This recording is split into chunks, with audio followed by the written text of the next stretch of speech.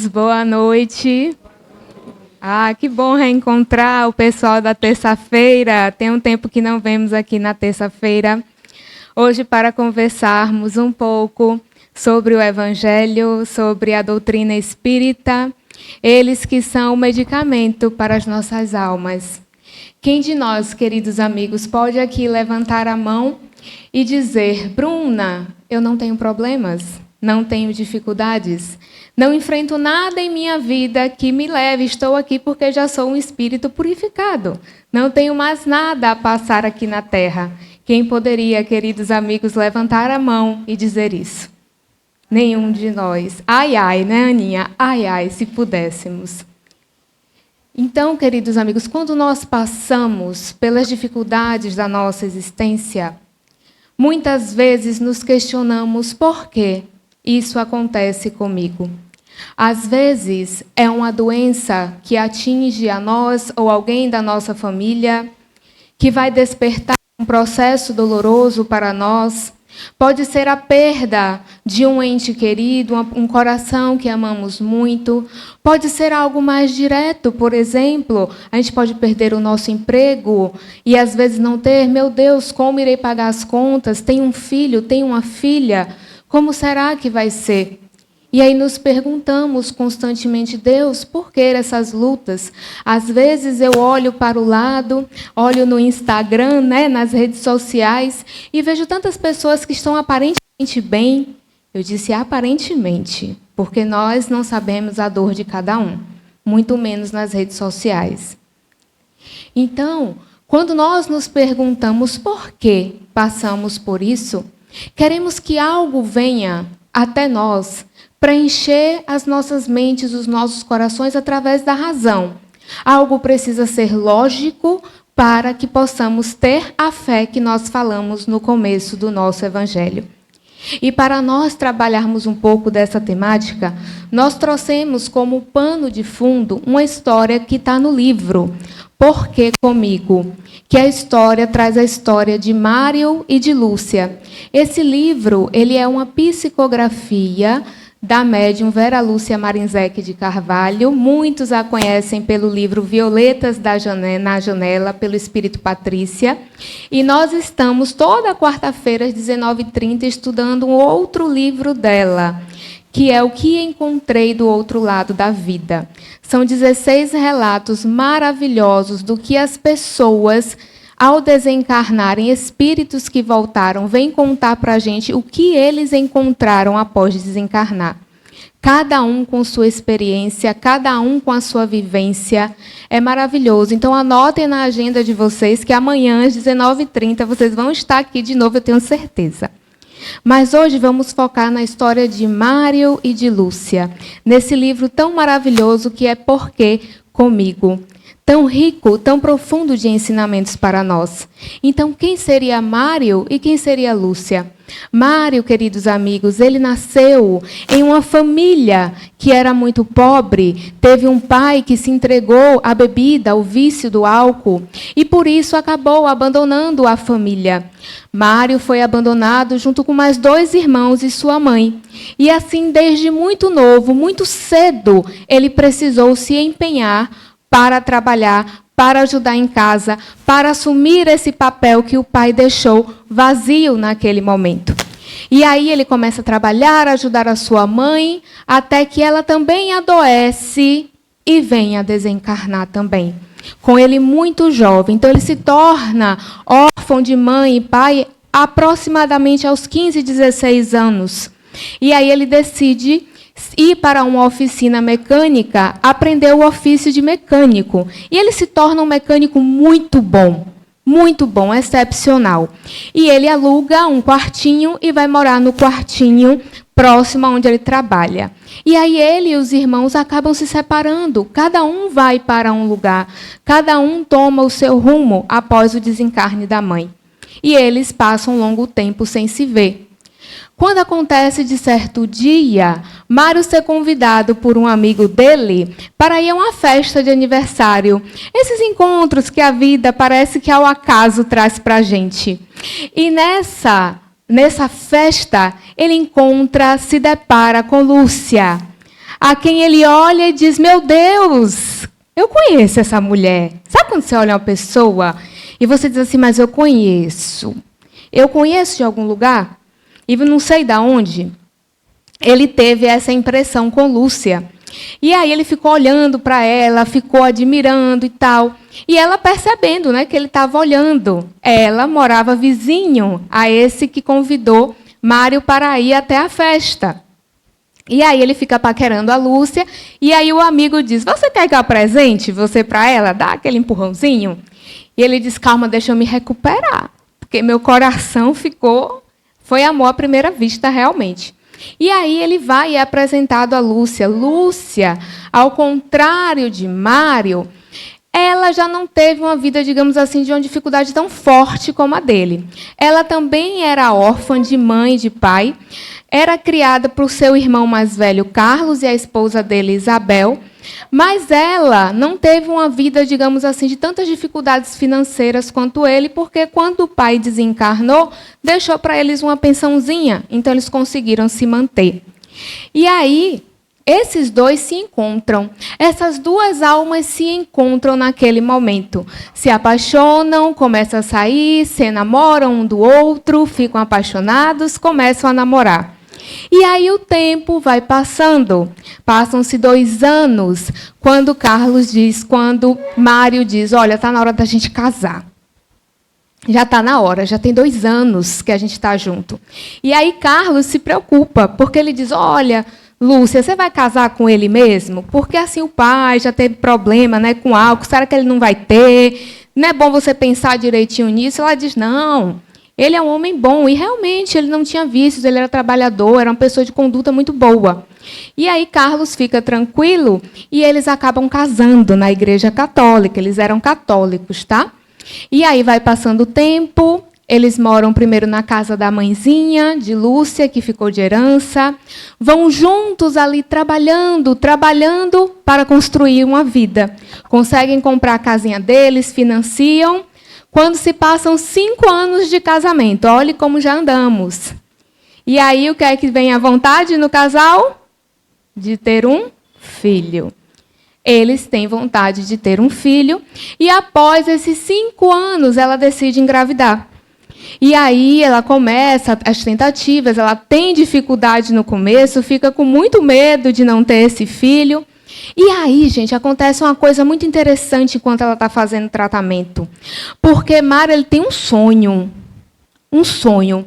Ele tem um sonho, mas não é um sonho que a gente diz assim: nossa, acordei, tive um sonho, parece tão maluco. Não é esse sonho. É o sonho que ele diz: cara, foi verdade. Eu tenho certeza que foi real. Foi muito nítido. A minha prima, ela tem esse tipo de experiência. Eu não costumo sonhar, não. Mas ela que tem, ela diz: olha, quando o sonho ele é uma experiência espiritual, a gente sente mesmo. Realmente você sente todos os aspectos da vida fora da matéria. É totalmente diferente desse sonho que a gente tem e diz: meu Deus, não é possível. Que a gente fica meio embaralhado. E Mário tem esse sonho, enquanto Lúcia tenta engravidar. Aparece uma senhora para ele no sonho e diz: olha, meu filho, eu sou a sua mãe. E eu sou a mãe de Lúcia também. E venho te alertar que o pai de vocês vai reencarnar com vocês. E eu vou em seguida para ajudar vocês dois. Lembre-se do seu compromisso. E aí ele conta isso para Lúcia. Bom, Lúcia não entende muito, diz: mas você conhece essa mulher? Ele: não lembro de ninguém com aquela feição. Meu pai, que eu saiba, está vivo. Então, como é que meu pai vai voltar para ser filho da gente e tal? E aí isso passa despercebido. Vez ou hora ele relembra, vem isso na cabeça, mas ele vai deixando para lá. Até que Lúcia realmente consegue ficar grávida. E é uma verdadeira felicidade para eles dois, porque realmente era uma criança muito desejada por eles. E aí ela passa a gravidez com muita felicidade, eles muito felizes, porque conseguiram alcançar o objetivo dela ficar grávida, e tem uma gravidez normal quando ela entra em trabalho de parto. Quando ela entra em trabalho de parto, ela vai para o hospital. Mário vai acompanhado de Carlos e Isabel, que são praticamente os pais de Lúcia. E eles aguardam durante horas, ansiosos, quando a enfermeira aparece e diz: olha, aconteceu tudo bem no parto, está tudo bem. A mãe está bem, o bebê está bem. Mas aí Carlos nota que a enfermeira está estranha. E ele diz assim: aconteceu alguma coisa? Ela diz: não, mas o médico quer falar com vocês. Aí ele: opa, então não foi tão assim, né, como ela está falando. Mas fiquem tranquilos, vão para a sala do médico, que ele vai conversar com vocês, vai ficar tudo bem. E eles vão, ansiosos para saber o que teria acontecido. Aguardam, e quando aquele médico chega para conversar com ele, ele diz: olha, eu demorei, porque estávamos vendo a condição de Lúcia, ela está muito bem, o parto foi normal, foi tranquilo, e tinha um pediatra avaliando a criança. E ele constatou que a criança nasceu portadora de síndrome de Down. E aí, Carlos e Isabel primeiro se espantam, né, com a notícia. E aí dizem: nossa, mas o que a gente tem que fazer para ajudar ela? E aí o médico começa a dar as explicações: olha, não, seguindo o tratamento, ele vai ter uma vida relativamente normal e tal. Começa a explicar. Só que, gente, Mário, nesse instante, ele é tomado de uma indignação, de uma revolta, porque ele sente perguntar dentro do seu coração por que Deus fez isso com ele. Porque na cabeça dele, lembrem-se, ele era católico. Então, ele dizia assim: ora, alguma coisa aconteceu. Ou eu pequei, eu não pequei. Então, Lúcia pecou e a gente está sendo castigado juntos. Então, Deus acordou de mau humor no dia que foi fazer logo o filho da gente e decidiu cuidar, trazer o menino dessa forma. Esse era o pensamento dele.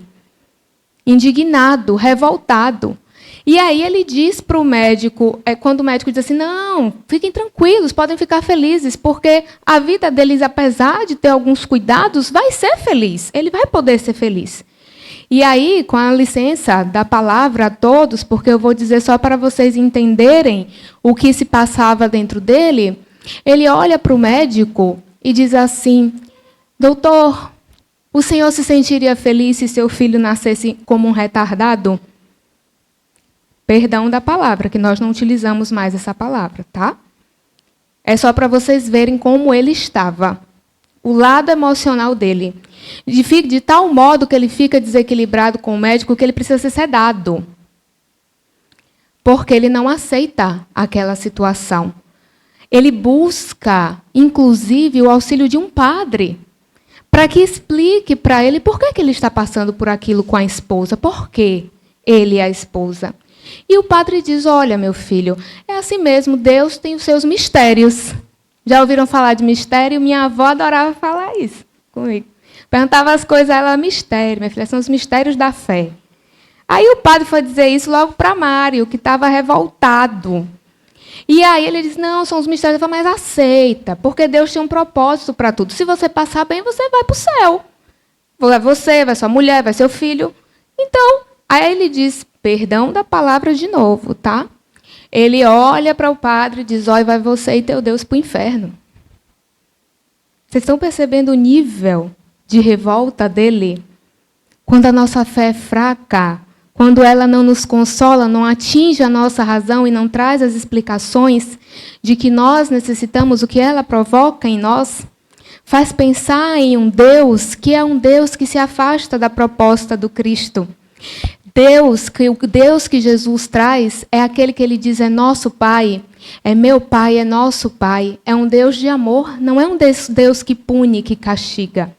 Mas quando nós não entendemos como funciona a justiça desse Pai, como se encaminha a ordem divina, a lei divina, a gente se revolta. E ele entrou num processo de revolta com o nascimento do filho com aquela síndrome. E aí, queridos amigos, ele nem vai visitar a esposa, né, na maternidade. Ela passa 3 dias, quando ela entende que o filho tem a síndrome, passa 3 dias lá para aprender todos os cuidados que ela deveria ter. Ela está lá com Carlos, com Isabel. E ele não vai na maternidade, nem vê a esposa, nem vê o filho. E aí, quando ela volta para casa, ele não olha para ela, nem para o menino, não quer contato. E aí, Lúcia diz, eu vou ter paciência, porque eu acho que ele está numa fase de adaptação. Vai passar, ele vai aceitar, está tudo certo. E aí o tempo vai passando, e aí o negócio vai ficando pior. Porque realmente ela praticamente não via mais o marido em casa, porque ele não queria mais nem ver a mulher, nem ver a criança. E aí tem um dia que ela decide confrontar ele. E aí ele pergunta para ela, não, eu quero saber uma coisa, você me traiu? Ela, eu te traí? Como assim? Ele, não, porque você sabe, né? Se eu não fiz nada de errado, quem fez foi você. Foi você que pecou para o menino ter nascido assim. Aí ela diz, não, meu filho, de forma alguma. E aí eles têm uma forte discussão, e o Mário diz para ela o seguinte, olha, eu estou pedindo as minhas contas lá na oficina, e eu vou me mudar para outro lugar. Já consegui um outro emprego, outro lugar, para a gente recomeçar a nossa vida. Agora com a seguinte condição, você vai entregar esse menino, que não é meu filho, para o orfanato. Porque se Deus cometeu os erros dele, ele que aguente o erro dele. Ele que cuide do equívoco dele, não a gente. E ela diz, o quê? Eu largar o meu filho? Jamais. Se eu tiver que escolher entre você e ele, é ele. De forma alguma. E aí ele se sente traído por Lúcia, porque ele esperava que Lúcia largasse tudo para fazer a vontade dele. E aí ele realmente, queridos amigos, abandona Lúcia e o filho naquela situação.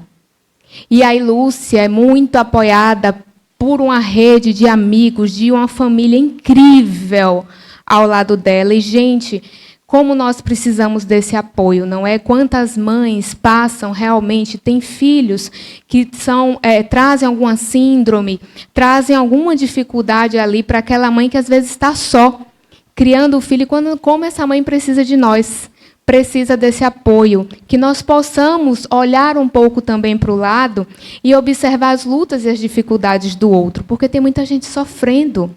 E a gente, às vezes, não tem esse olhar de amor para o outro, de entender o que aquela outra criatura está vivendo. Graças a Deus, a Lúcia teve, porque ela teve uma família que apoiou no momento de dificuldade dela.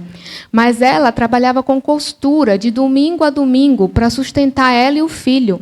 Não estava dando para pagar o financiamento, já estava atrasado. Aí ela faz uma reunião com a família e diz, olha, eu agradeço muito a vocês pelo apoio, mas está insustentável. Eu vou voltar para a casa de mamãe. Aquela primeira que ficou de herança. Eles dizem, voltem imediatamente para lá, porque a gente vai ajudar vocês. E aí eles se mudam. E Lúcia fica ali, gente, muito tempo, esperando que aquele marido um dia volte. Lhe peça perdão a ela e ao filho pelo que fez, porque foi uma atitude equivocada. E dentro do seu coração, ela buscava entender também, sem revolta. Olha a diferença, sem revolta. Ela queria entender o porquê eles tinham passado por aquilo. Porque eles geraram um filho que veio com essa síndrome? Porque eles dois precisaram passar por isso? Porque não houve essa aceitação do esposo? Será que Deus, alguém teria essa resposta para dar ao seu coração?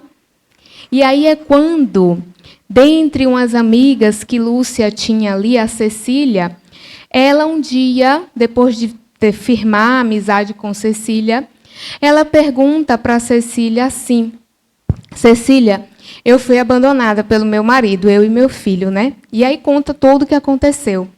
Eu gostaria de saber, sabe, quem foi que errou? Será que fui eu ou foi o Mário? A gente fez alguma coisa errada para Deus castigar a gente assim?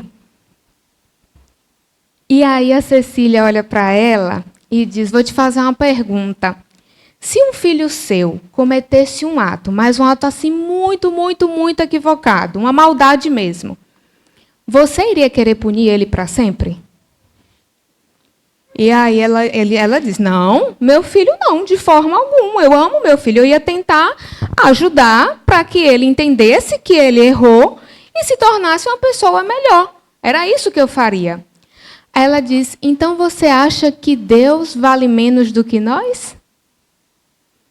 Porque se nós fazemos isso, perdoamos aqueles que nós amamos muito, por mais equivocado que seja o ato, nós perdoamos, queremos ajudar, queremos auxiliar, Deus vai fazer menos do que nós?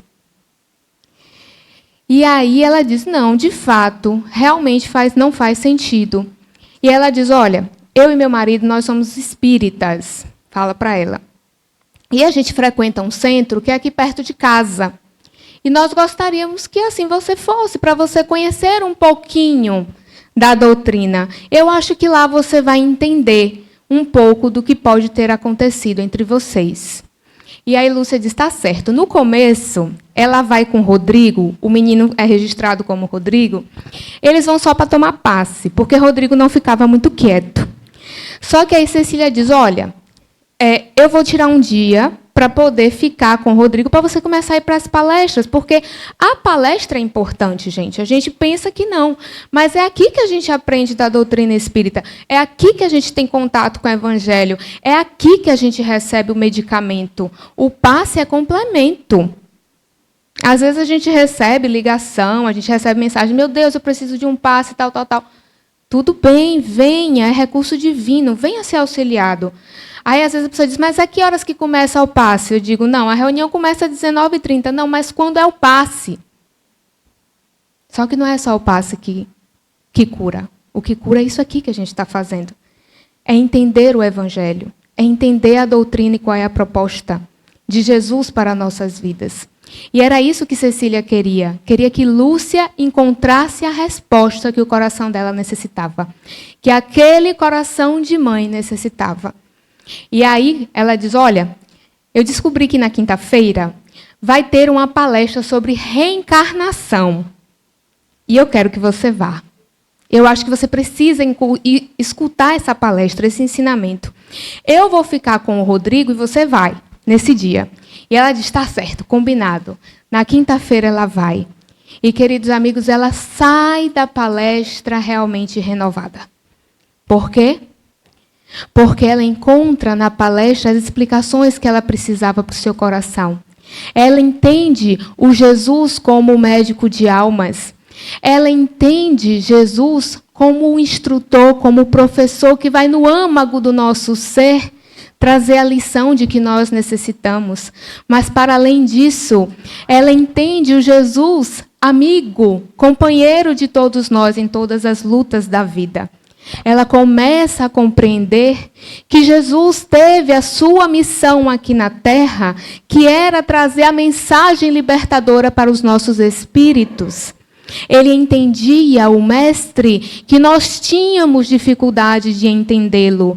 E respeitando a cada um de nós, dentro da nossa maturidade, o médico das almas, o grande professor que é Jesus, ele começa a falar com nós, com o nosso coração, através de parábolas, através de histórias, utilizando recursos da época, do dia a dia daquelas pessoas. Então, é a rede do mar, é a semente de mostarda, é a videira.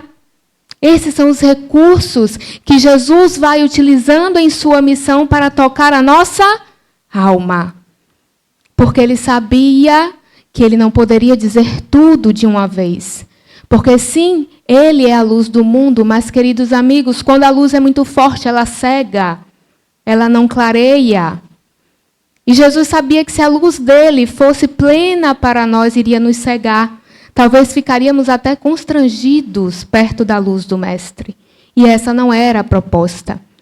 Então é assim que nós vamos entender Jesus, o trabalhador ativo do nosso Pai, que encontra lá em Jericó aquele cego, gritando por ele, dizendo, Jesus, filho de Davi, tem misericórdia de mim. Gritando, enfrentando a multidão, e Jesus olha para ele e o cura, e o auxilia. Ele passa por Gadara, num cemitério, E ele tem um encontro com a legião de entidades sofredoras através de um irmão que passava por um processo obsessivo. E esse Jesus vai e conversa com essas entidades felizes, auxiliando a elas e aquele irmão que passava pela obsessão. Depois ele encontra com o doutor da lei que queria testá-lo e pergunta o que é preciso fazer para entrar no reino de Deus. E aí ele diz, mas o Senhor é doutor, o que é que diz a lei? E aí ele diz, amar ao próximo, amar a Deus sobre todas as coisas, e ao próximo como a ti mesmo, fazer ao outro aquilo que eu queria que fizessem por mim. Aí ele disse, então pronto, você já sabe o caminho. E aí ele pergunta para Jesus, mas quem é o meu próximo? Para ver se Jesus errava. E aí ele conta da parábola do bom samaritano, que fala para nós do amor sem qualquer discriminação. E ele tem um encontro muito importante com um doutor, com um rabino chamado Nicodemos. Ele era muito inteligente, ele ocupava altos cargos realmente no Sinédrio. E ele vai à noite procurar Jesus, porque ele queria saber mais desse mestre, o que era preciso para ver o reino de Deus. E Jesus olha para ele e diz, para ver o reino de Deus, é preciso nascer de novo. É preciso nascer de novo. Jesus fala expressamente da reencarnação para nós. Ele vem nos mostrar, o próprio Mestre, as causas das nossas aflições. A justiça da lei divina. Nos mostrando que se hoje temos uma dificuldade, seja ela qual for, devemos olhar primeiro para o presente e entendermos se nós praticamos algum ato equivocado, porque muitos dos nossos problemas decorrem da nossa escolha nessa existência. Mas existem problemas como o de Lúcia, que não encontravam resposta nessa existência. E nós temos problemas assim. Por exemplo, na família, às vezes a gente não simpatiza com alguém, tem uma dificuldade enorme dentro de casa. Às vezes é aquele relacionamento difícil que não se sabe o porquê. Acontecem coisas que, nossa, meu Deus, eu poderia tomar o maior cuidado possível, mas acontece. E por quê? Então vem Jesus dizer para nós que nós precisamos olhar para o passado, porque Deus é um Deus soberanamente justo e bom. E se nós passamos por lutas, por dificuldades, por aflições, é porque se essa causa não está aqui, ela está no passado. E para irmos nos libertando das nossas inferioridades, das nossas mazelas, das nossas sombras, para que possamos reaprender, aprender profundamente, a reanalisar os nossos atos, a gente precisa voltar. A gente precisa voltar para ressignificar laços, às vezes laços de ódio, laços que foram fincados em tragédias, em crimes, que nos traz culpas muito grandes. E aí, gente, a doutrina, analisando o que o mestre querido falou, aliando essa fala de Jesus junto com o que observamos através da mediunidade, é que a doutrina vem dizer a base da justiça divina, para ela ser justa e bondosa e misericordiosa, é a reencarnação. Porque vocês imaginam, já pensou a gente errar e a gente ter que ir para um inferno eterno? Vocês já imaginaram isso? Quer dizer, se eu for muito bom, graças a Deus, vou para o céu. Mas aí a Aninha, que é minha amiga, pecou muito, viu, Aninha? Aí vai para o inferno. Logo a Aninha vai para o inferno. Aí eu vou conseguir estar feliz, gente? Vamos ser sinceros? Eu vou conseguir estar feliz, sabendo que eu estou num céu eterno, e a Aninha, que é minha amiga, é uma pessoa que eu amo, está lá no inferno. Isso faz sentido para vocês? E quem mandou ela pecar, oh meu Deus. Então não faz sentido. esse Deus criar uma alma num momento para ela passar por dificuldades que... Por quê? Por quê? E aí Lúcia, ela começa a entender essa ideia da reencarnação. Ela começa a despertar e dizer, ora, então não fui eu necessariamente que pequei, nem o Mário. Certamente, Rodrigo, por ser um espírito imortal, por ele ter muitas vidas assim como nós, ele deve ter tido as suas experiências, os seus equívocos no passado, que fizeram com que eu e Mário nos uníssemos a ele para auxiliá-lo. Porque a finalidade da reencarnação é aprender a amar, é a praticar o bem, é substituir esses laços, esses vínculos, essas dificuldades que nós temos pela vivência do amor. A lei de amor, justiça e caridade. É para isso que nós estamos reencarnando tantas vezes, acreditem. Porque Jesus veio há 2000 anos e a gente não entendeu a mensagem dele. E aí ela começa a clarear e a se sentir consolada, a dizer, nossa, então, na verdade, eu tenho que estar realmente ao lado de Rodrigo para ajudá-lo, para auxiliá-lo, ajudar ele a crescer, ajudar a amar essa criatura, porque algo nos liga. E aí ela vai entendendo que quando nós, queridos amigos, e às vezes em uma existência, nós praticamos um ato equivocado, às vezes a culpa no espírito ela é tão forte, que ela pode lesionar o corpo espiritual, o perispírito.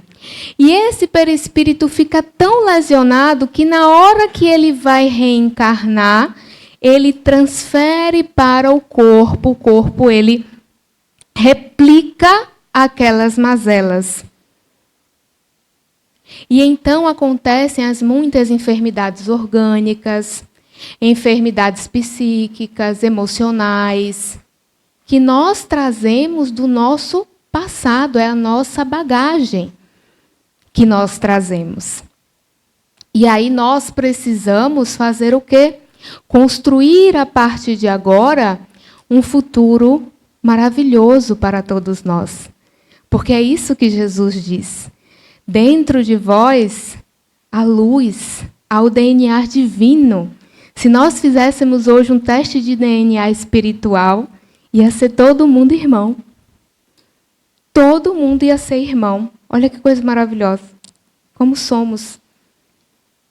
Então, nós precisamos começar a desenvolver, já nessa existência, porque isso é urgente, quanto mais que estamos passando pela transição planetária, desenvolver essa perspectiva de que é esse amor que Jesus propõe para nós que cobre essa multidão de pecados.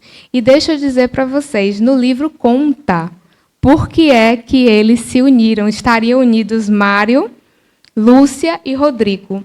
É explicado. Aquela senhora que aparece no sonho de Mário, ela dá uma entrevista para o Antônio Carlos, que é o espírito que traz a psicografia, e ela diz, olha, em uma existência passada, de fato, eu fui a mãe biológica de Lúcia e fui mãe adotiva de Mário.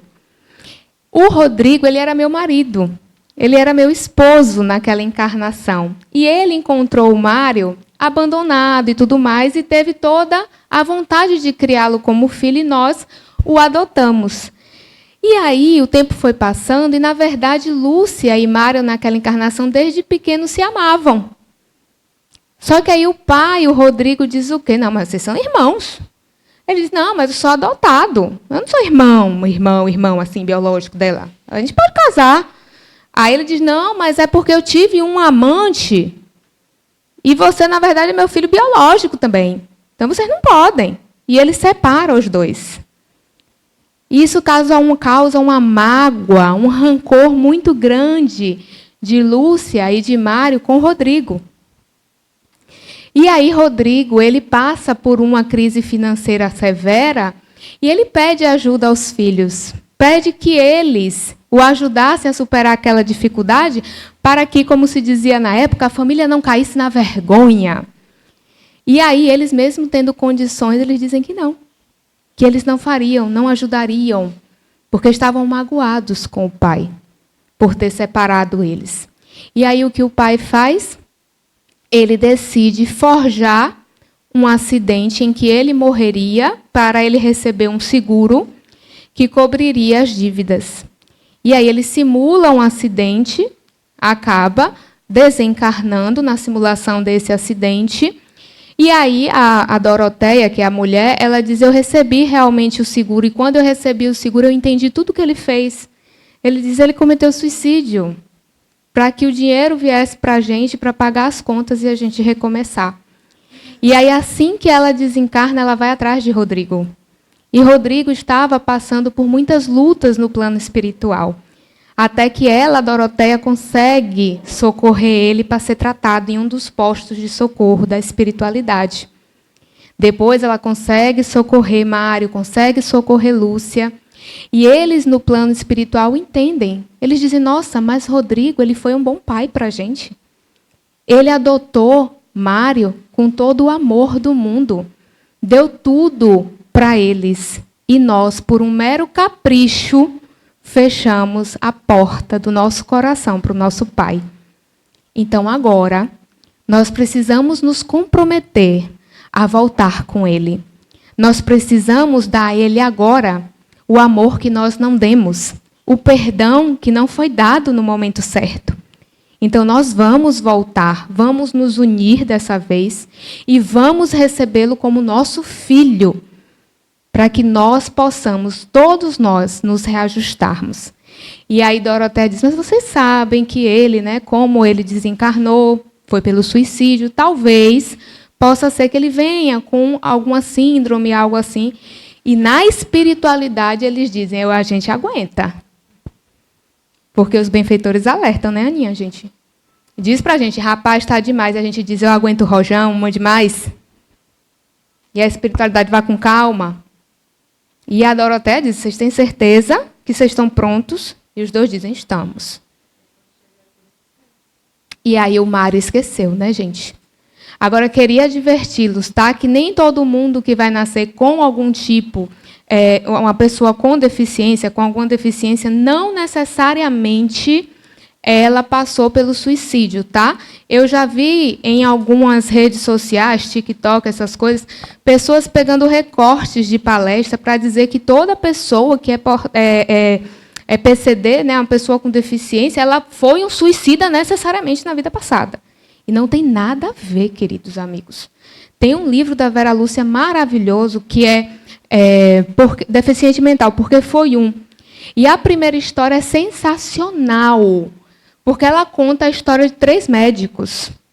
É contada a história de 3 médicos que vão para a guerra juntos. Eles tinham a ideia de uma raça superior. Eles vão os 3 para a guerra juntos e eles decidem, como médico, ao invés de salvar a vida de todos, eles decidem que os inimigos eles iriam torturar e matar. E eles fazem isso durante a guerra, até que os inimigos da época vão e tomam aquele lugar e eles desencarnam. E os 3 têm posturas totalmente diferentes. Um, que se chamava Adolfo, é tomado totalmente pela culpa. E é assediado pela espiritualidade superior, ou inferior, perdão. É assediado. E quando ele renasce portador também de uma síndrome, por causa da culpa que ele trazia. Os outros 2 médicos praticaram o mesmo crime que ele. Mas o Dr. Frank, quando ele se recupera, ele entende. Ele diz assim, ora, se eu muito errei, agora eu preciso muito amar. E eu vou voltar para a Terra, eu vou ser médico novamente e eu vou amar. Eu vou curar as pessoas. E quando ele retorna, ele vai para aquilo. Eu estava até perguntando a Ícaro, que eu acho que é o Médicos Sem Fronteiras, não é? Que eles vão para as zonas de guerra e eles trabalham. Ele se torna um médico desse, que vai para as zonas de guerra mais difíceis para auxiliar aquelas pessoas. Ele não nasceu com deficiência nenhuma.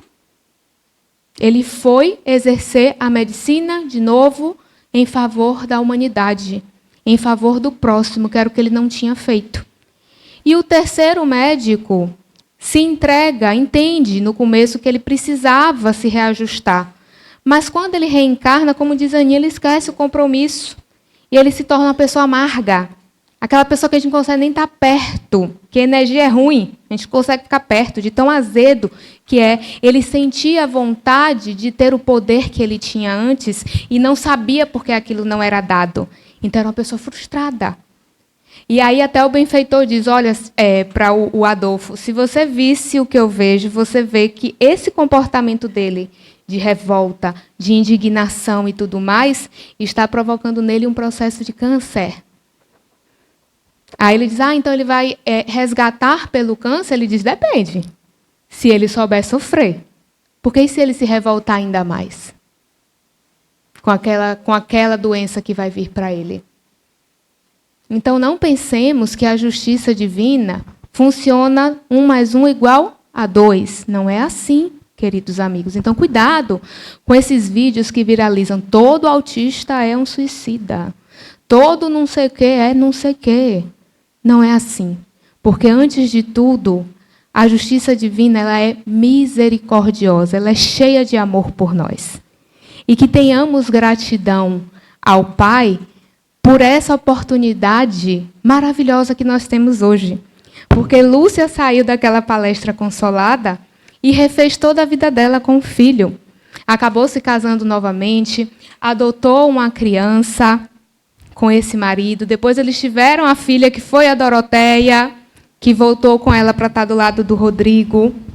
E ela refez a vida dela, se tornou uma grande trabalhadora junto ao marido na casa espírita e não só na casa espírita, fazendo outros trabalhos. Ela ressignificou aquela experiência e certamente resgatou o que ela precisava resgatar com o Rodrigo. Aí vocês estão perguntando do Mário, né?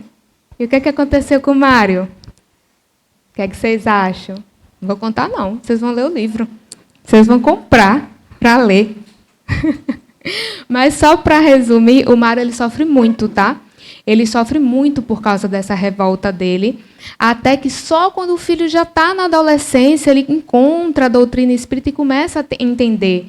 E ele tenta, lá no final do livro, ele tenta se reaproximar do filho, mas ele percebe que não é mais o momento, que aquela oportunidade tinha passado, que ele precisaria reparar de outra forma. E ele se torna trabalhador voluntário na PAI, em uma PAI, próximo do lugar que ele trabalhava, começa a auxiliar lá voluntariamente, e depois ele começa a procurar uma casa espírita para também trabalhar nessa casa espírita como voluntário. Agora, depois de muito sofrer, mas aí eu vou deixar para vocês lerem essa parte. E aí nós gostaríamos de encerrar trazendo uma oração que está no livro Voltei, do irmão Jacó. É o Salmo 23, mas é o Salmo 23 adaptado, em que nós glorificamos e agradecemos ao Pai a oportunidade dessa existência. Saiamos de hoje aqui com a certeza do Pai misericordioso que nós temos e muito amoroso, que conhece a cada um de nós pelo nome, conhece tudo o que se passa em nosso coração, sabe das nossas dificuldades, sabe do que nós precisamos e Ele espera por nós. Então, tenhamos uma visão da vida, dos problemas, da dificuldade mais leve, mais suave. Não destaquemos tanto as nossas dificuldades, mas busquemos ser gratos por essa existência, porque muitos espíritos esperam reencarnar para ter a chance que temos hoje. Sejamos gratos ao Pai. E essa oração é uma oração de gratidão, que diz, o Senhor é o nosso pastor, nada nos faltará. Deitar-nos faz em refúgios de esperança. Guia-nos suavemente às águas do repouso. Refrigera-nos, Senhor, a alma e nos conduz pelas veredas da justiça, na qual confiamos por amor ao seu nome. Ainda que nós andemos pelo vale da sombra e da morte, nós não temeremos mal algum, porque o Senhor, Pai, o Senhor está conosco. A sua vontade, a sua vigilância nos consolam. Prepara-nos mesa farta de bênçãos, ainda mesmo na presença dos inimigos que trazemos dentro de nós. Unge-nos a cabeça, Senhor, de bom ânimo, e o nosso coração transborda de júbilo. Certamente que a bondade e a compaixão do Senhor nos seguirão todos os dias da vida, e habitaremos na sua casa divina por longo tempo. Queridos amigos, muita paz a todos.